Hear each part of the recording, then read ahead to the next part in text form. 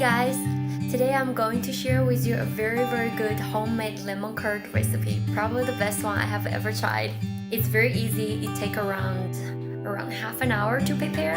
What I did differently is I cut back half of the sugar and butter and to see what would happen. And guess what?